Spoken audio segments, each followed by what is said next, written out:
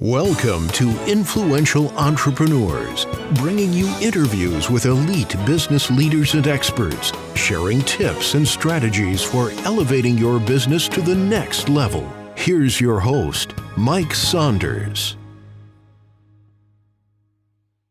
Hello and welcome to this episode of Influential Entrepreneurs. This is Mike Saunders, the Authority Positioning Coach.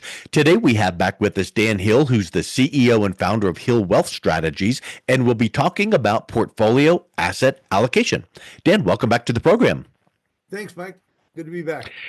Hey, before we dive into what all these strategies are, let's first define it. What is portfolio asset allocation?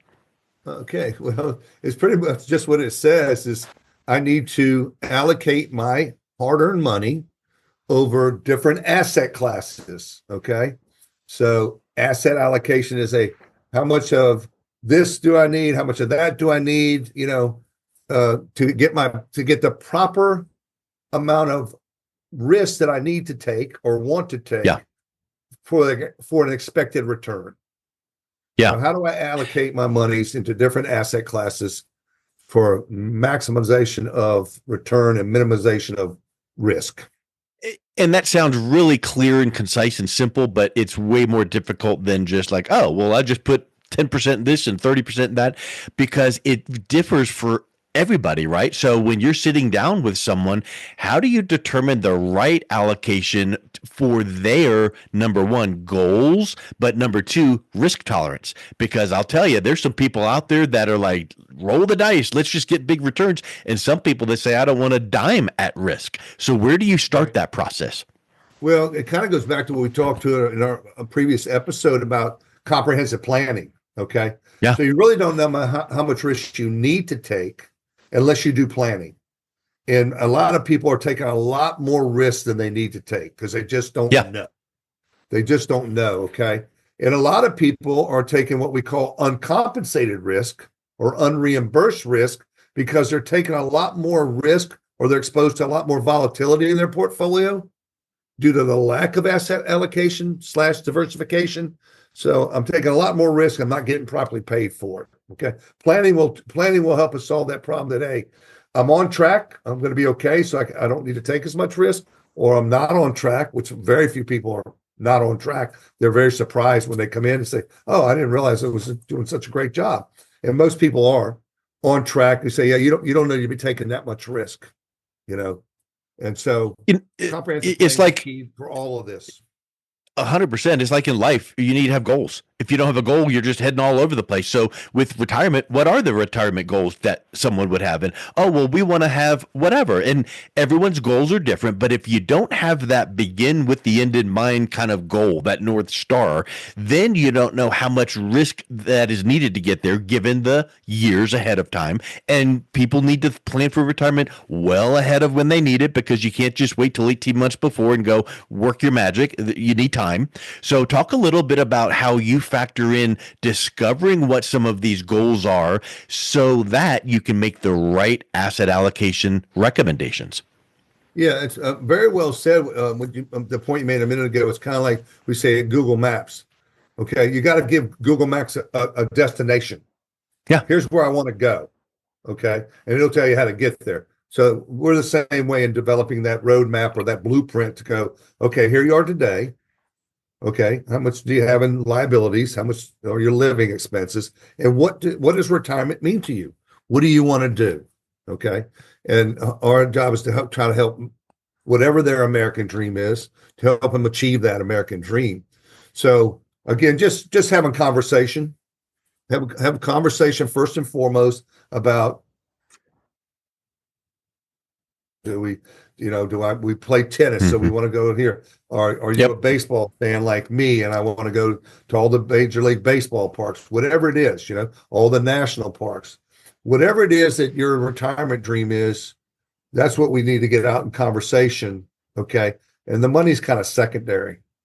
Okay. Yeah. Most people have already done all the hard work. We're just kind of, like I said, being an architect and helping them design that plan. And I know we can never, ever eliminate risk. I mean, risk is part of life. You take a risk walking out of the house, but you can minimize or mitigate that risk. So it makes me think of a point that I made a minute ago about, don't start planning for retirement 18 months before you want to retire. Give it some time. So talk a little bit about how your advice shifts if you have a client that is one certain age versus another, because I'm pretty sure that you would allow a little bit more risk if someone's in their 30s versus if someone's in their 60s, in relation to retirement. That's absolutely correct. So, it's just, again, most of our, demographics that we're doing in our planning are 55-year-olds and up. We don't do a lot of work with younger folks. We're just not really marketing to them. So, we're retirement planners, and so we're marketing 55 and up, but it is, what's your time horizon is a key. And so we always say in our office, risk is neither good nor bad, kind of what you were saying, Mike. We just want to be able to expect it, to be able to measure it, and make sure we get compensated for it. Okay. So you can't avoid risk. Like you said, it's unavoidable. I always do like my mom and say, I'm better off put my money under my bed. You're going to get eat up by inflation, what we call going broke safely. So we just hey, let's measure the risk you're taking. Let's see if you need to take that much risk, and let's make sure you get paid for that risk.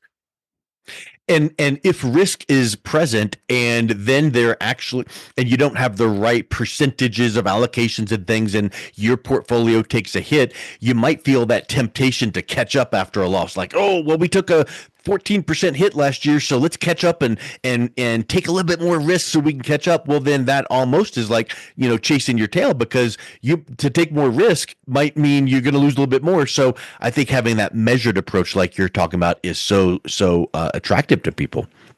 Yeah, definitely. Like I said, once we do the planning and we figure out, what return rate is our goal rate that we need to achieve, that destination point that we're looking for. Then once we allocate the portfolio, we go over to get a little bit sophisticated about volatility is measured by standard deviation. In layman's term, we call that a yo-yo string. Okay. And one of the things I always say is you're going to be on the kiddie coaster or the Loch Ness monster. And most people, our candidates need to be more looking at the kiddie coaster. Yep. Or yo-yo string. Then, like they rode the Loch Ness in their 20s, in their 30s, and now they're ready for the kiddie. There's a long time horizon. Who could? But standard deviation will tell you, like, hey, my portfolio can go up this much or it could go down this much. Okay, there's no perfect investment out there that just goes up, up, up, up, up every year.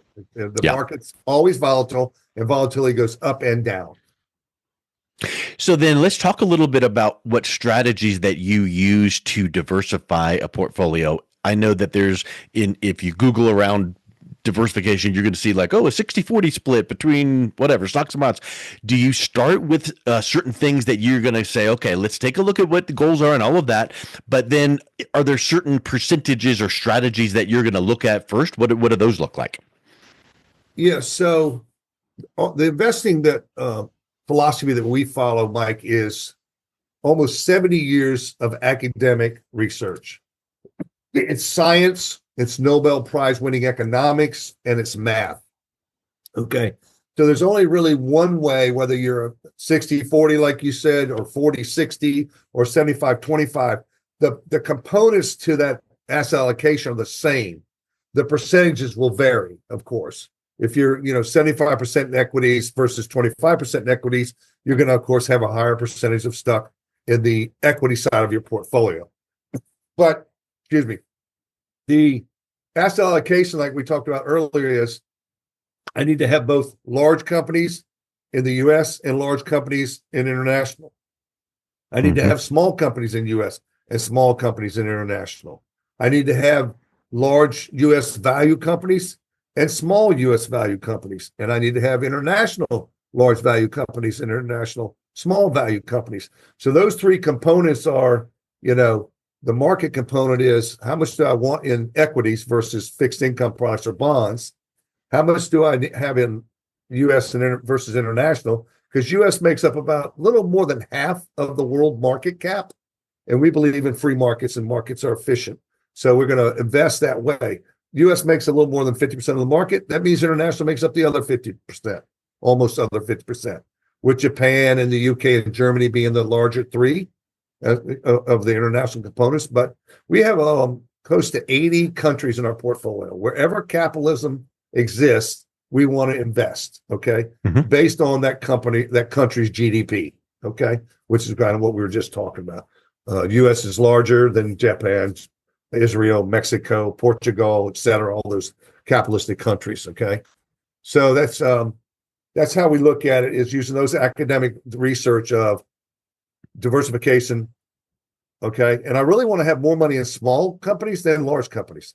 We know the name of all the large companies because they've been around, but at one point in time, I always ask people, Apple wasn't always worth $2 trillion, okay? In fact, Apple didn't exist until it did, okay? Yeah. And then same with Microsoft or any, I use those two as examples. And then I know Microsoft, for instance, I think it was worth $3 a share back when Bill Gates dropped out of college. And now it's, one of the mega caps at $1 trillion worth of market cap. So we actually science tells us that we should have more money in small companies than large companies, but 90% of portfolios we look at have more money in large companies than in small companies. And the math tells us that we're going to get a 2% better return on the small companies over time than the large companies. And the same thing with the value companies, which are companies that are in distress. One of the ones I talk about a lot now is Boeing. I don't want to pick on them because I fly a lot, so I'm on Boeing's a lot. But Boeing's had some issues lately, okay, with the doors flying off and the jets disappearing. So those are companies in distress, okay? Yeah. And so using math, when a company gets in distress, its market value drops, we actually will buy more of that company. If it keeps going down mathematically, then it goes out of there. So we don't like to use emotion. We don't want to be political. Hey, the math says we should buy more. The math says we should dump it. So do you tend to keep everything in a portfolio in the market, or do you layer in other products as well, like annuities or just different things like that? That's a great point. Yeah. So in our asset allocation, in the growth side of your portfolio, we kind of use what we call a T-square. And on one side, we have income, and on one side, we have growth. Okay. One of the things we have to plan for in the risk, like you were talking about risk, managing risk, there's all kinds of risks. One of them is longevity. People are living longer. Okay. And that means we're spending a little bit more time in retirement than we used to. Okay. Back when Social Security first started in 1935, you could start at age 60, but people weren't living much past age 60. This is what's put a lot of stress on the pension funds, because they didn't think people would be living that long. They would have to fund that income for 20, 30 years like that. So we have to plan for longevity. So we have to have a growth side to the port, kind of what we've been talking about, a portfolio with whatever asset allocation to make sure that we never run out of money. And then we do love to use annuities, and I call them the good annuities, because people sometimes have a bad taste in their mouth when they hear the word annuities. There's good ones, there's bad ones, there's ugly ones. It's the good, the bad, the ugly. We do a lot of research, making sure that we're bringing the best products to the table to fit into the plan once we develop the plan. And those annuities can play a critical part in the income side of their portfolio, because then we're sheltered from market volatility. Okay. It's not going to affect income because my income's over here guaranteed more or less. So when we're thinking about portfolio asset allocation, before you even get into big cap, small company, Japan, whatever, before we get into that kind of distribution, you got to think, what percentage do you want in growth? What percentage do you want in kind of safety, preserved, guaranteed? And then you go, okay, now the growth side of the allocation, now where do we put it? So that was a really great clarification, because there is going to be some, people that go, you know what, I want the majority of my portfolio in just safety and security. Great. Maybe that's 80% of it into some good annuities or things like that. But then on the other side, okay, the 20% that you want to keep in the market, we need to make those same wise decisions that you talked about. So that's really smart. Yeah. And we've had people come in here when we explain to them the annuities we use to go, oh, I want to put all my money in there. And we go, no, you don't. We will not do that for you, because it's not the right thing to do. Now, we get paid a lot better, but it's not the right thing to do for us or for the client. Like I said, we're always going to be fiduciaries. Other people say, oh, I want to put all my money over here. We say, well, we won't do that for you because we know that's not going to be a good plan. There's going to be volatility. There's going to be another 2008 when the market has drastic drops, and that's going to crush your future if you don't have some of that money, as you said, in safety and preservation. Okay. Now we do have clients that only have money in asset allocation models because they've already got enough Social Security, pension, and direct income sources that they don't need annuities. So we don't sell them annuities. They don't need them. They got enough income. Okay, we're going to put you over here in a portfolio. So all those things we take into consideration in our planning process. Because there's never one solution that fits every single person, or else you'd be monkeys going next, next, next. You got to take everything into consideration. So it makes me think this: how often do you review someone's allocations at portfolio? And, do you have them come in every year, every 6 months? Because there could be some triggers that would come up to go, okay, when we made this plan, it was the best plan for when we put it into place, but it looks like inflation has blah, blah, blah. What are some of the, how often do you review, and what are some of those triggers that you are looking for to make some possible changes? Great question. Yeah. So we are a fee-based advisor. So on the asset allocation, we get paid a fee. So we always tell people now we're on retainer. We no longer charge them an hourly fee or a planning fee. Now we're managing money for you. So we're on retainer. And we spend a lot of time up front, what I call my first and second year students. So my freshmen and sophomores, we spend a lot of time meeting quarterly. Okay. So up front, there's probably 5 or 6 meetings before we ever onboard someone. Then we meet quarterly. And like I said, if you're talking about asset allocation based off 70 years of Nobel Prize winning economics, they're going to get tired of hearing that story after a while. So we work for them. We tell them call us whenever there's a life change that might dictate a change, or whenever you have a question about anything, we're your go-to resource. But after about 3 or 4 quarterly reviews, people pretty much got it.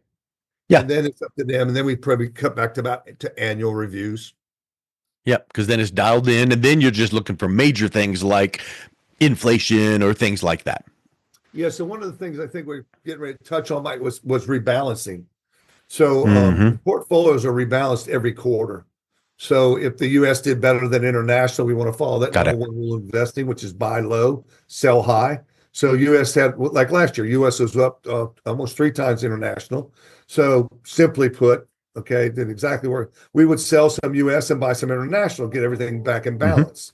So we're looking at that every quarter on all the pieces of the pie on how they need to be rebalanced by selling things that went up more than the other things and buying the things that didn't go up as much or went down.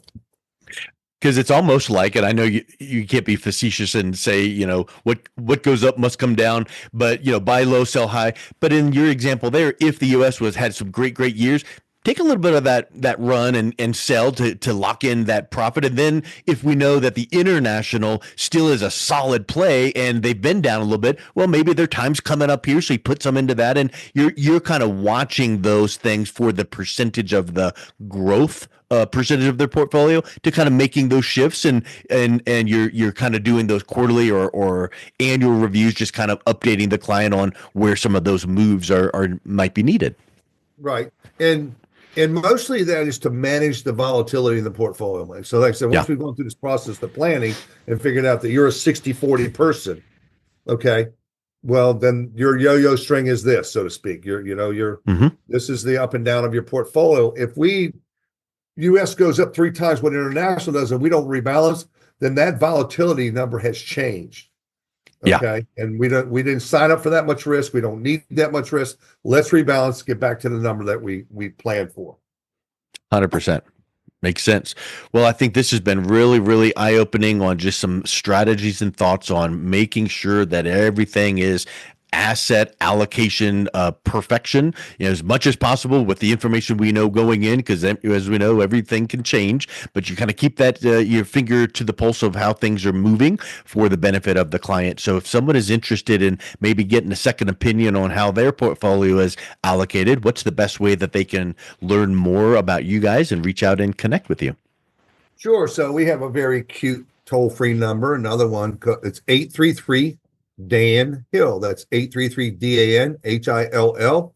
Call in. You'll get one of the team members here, and they'll get you scheduled for a complimentary consultation. Or you can go to our website, hillwealthstrategies.com, and sign up for a complimentary consultation. And we love to talk to people And like I said, make sure that they're on the right track. Perfect. Well, Dan, thank you so much for coming back on. It's been a real pleasure chatting with you. Thank you so much for having me. I appreciate it very much. You've been listening to Influential Entrepreneurs with Mike Saunders. To learn more about the resources mentioned on today's show or listen to past episodes, visit www.influentialentrepreneurssradio.com.